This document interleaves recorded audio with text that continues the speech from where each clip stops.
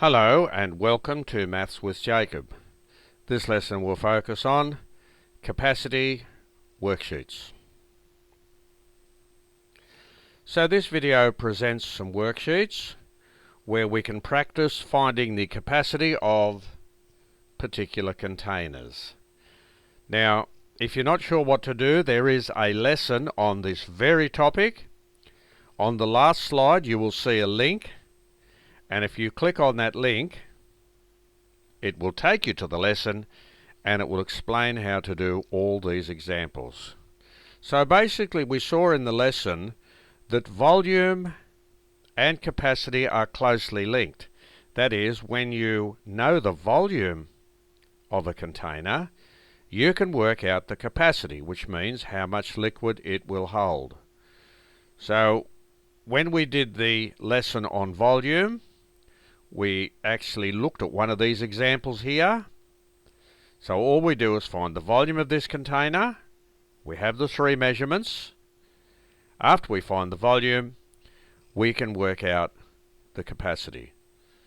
Because in the lesson, it basically gave us a very, very important clue that 1 cubic centimetre had a capacity of 1 milliliter.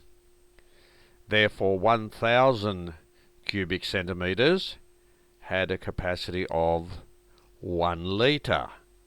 So that particular information will help us with this particular exercise. Here is exactly the same. Find the volume of the object and then find the capacity. This is a rectangular prism, very, very straightforward. So for the three here, they're very straightforward. Find the volume of each of them and then you'll be able to find the capacity. Let's look at the next slide. With this one here the clue is to divide this three-dimensional object into two separate parts.